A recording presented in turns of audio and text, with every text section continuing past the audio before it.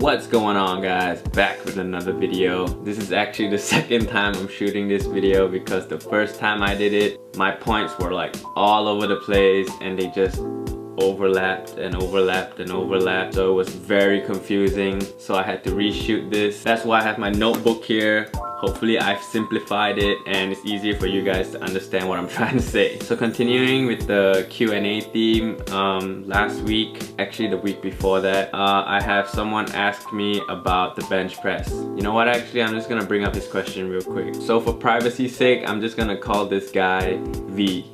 He told me that he has been stuck at a 2-plate bench for almost 2 years now. For y'all who don't know, 2-plate bench means about approximately 100 kilos. That's 40 kilos each side.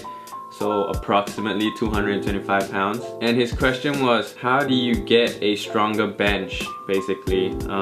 He goes on to state, is it more tricep work or shoulder work, or is it nutrition and etc. And yeah, that's basically the question, right? So how do you increase your bench? Let's get into it. Before I start, I just want to say that whatever I'm telling you now is based on my experience and what I found worked for me, and what I say is definitely not absolute. So the first thing I want to talk about is form. I'm basically more into powerlifting than I am bodybuilding, so I'm gonna tell you the way I bench through a powerlifting perspective. I'm assuming if you're watching this video, you have a sort of solid foundation of bench press form. This video is not teaching you how to bench press, but I am still going to go over the major key points. As a powerlifter, the usual cues that I hear frequently are: 1. Make sure your wrists are neutral.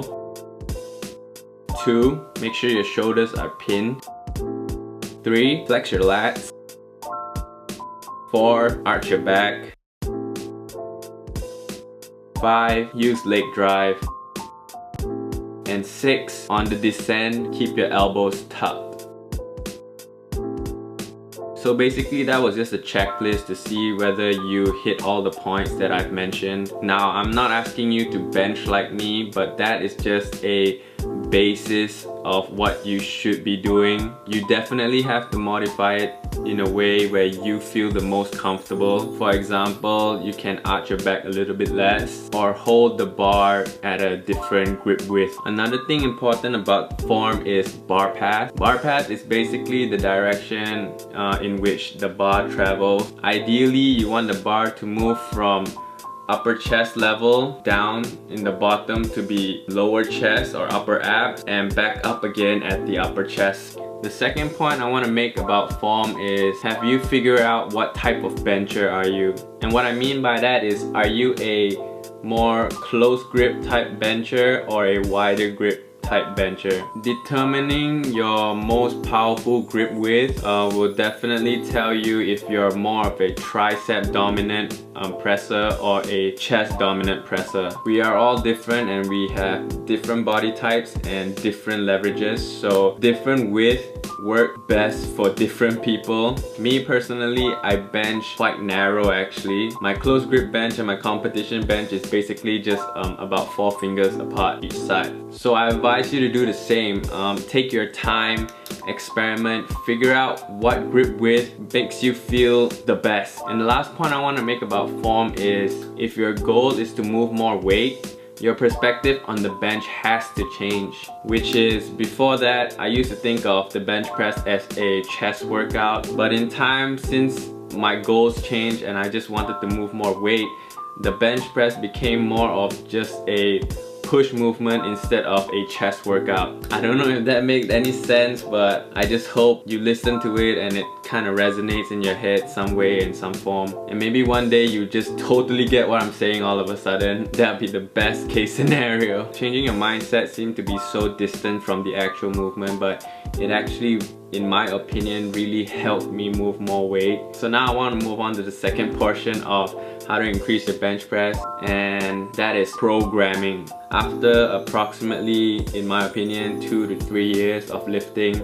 PRs are very hard to come by. Rep PRs happen actually quite frequently, but weight PRs takes more careful and diligent planning. So the first subtopic under programming I would like to talk about is training percentages. Are you actually training optimally to build strength? Because a lot of times I see people go to the gym and they go freaking YOLO, right? Especially when you're with gym buddies, you would want to compete with each other, and that's totally fine. That's totally natural, but just know that going ham or going all out every single workout is very taxing on your body, and it takes significantly more time to recover. You won't be able to come back stronger the next time you work out, since you've already taxed your nervous system so much. So in my personal opinion, I think the best percentage to train at ranges from 75% to 85% of your 1 rep max. This is because in this range you can do so much and it's just so versatile. You can focus on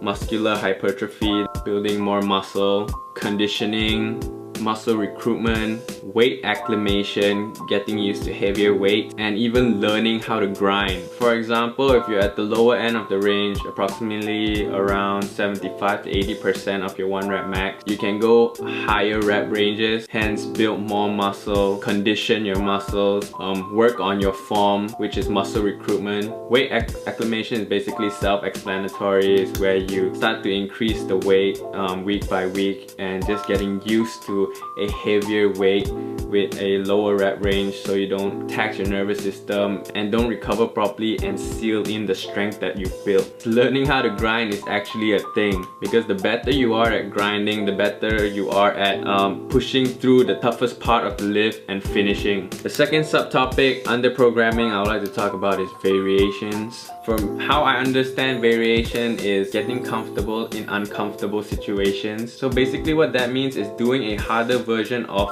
that lift, in this case a harder version of the bench press, so that when you go back to a normal bench press, it becomes significantly easier. The type of variations that you can implement to your training can include pause bench, floor presses, block presses, close grip or close grip pause bench, banded bench, or you can put chains.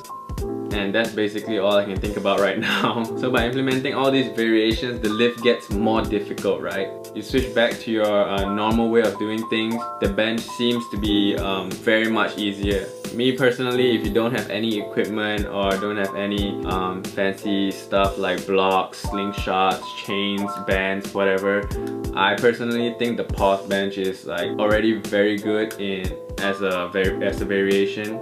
So moving on to the third topic, I would like to talk about supporting muscle groups. A bench press is generally a more chest, tricep and shoulder dominant kind of a lift, but supporting muscle group like your back, your legs, your glutes all come into play when moving a heavy weight. In my opinion, your back especially plays a huge role in being more stable in the lift. So I think a stronger back can equal a stronger bench.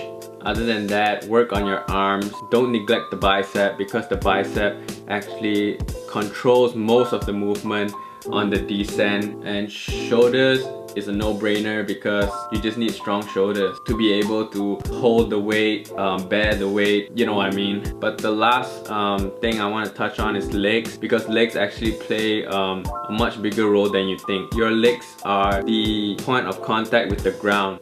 That's where your power comes from. The stronger your legs are, the more powerful they are. They'll be able to generate a more explosive force that will jolt the weight off your chest, and from there it's just a matter of finishing the lift with the upper portion of your body. The last subsection I want to talk about under programming is frequency. How often are you actually benching? Like a basketball player shooting a jump shot or a pianist playing the piano, the bench press works in a very similar fashion. That is, the more you practice, the better you get at it. Me personally, I'm benching 2 to 3 times a week, and I found that it really helped me get my form down to the T and become as efficient as possible in moving the weight. So that's basically it, and what I say hopefully makes sense because it's a lot of information to take in. I understand that, and if you're a beginner, it's gonna be even worse to get what I'm trying to say. But to summarize, I'd say work on your form, watch elite lifters and see how they bench, try to mimic them, and also figure out what works the best for you. In terms of programming, don't always go freaking ham. Train at an optimal percentage range. Don't always test out your 1 rep max. You can't just YOLO go into the gym every single time and expect to hit one on any given day. Incorporate variations, build your supporting muscles, and lastly, practice. If you're still confused about what I'm saying, do hit me up on Instagram. Feel free to DM me, comment on my videos, and ask me anything you're unsure about. This has been a tough video because it's actually much harder to explain than I thought it would be. I just hope you guys get it. Any questions, DM me, comment. That's that. Okay, I'm done. I'm signing out now. Peace.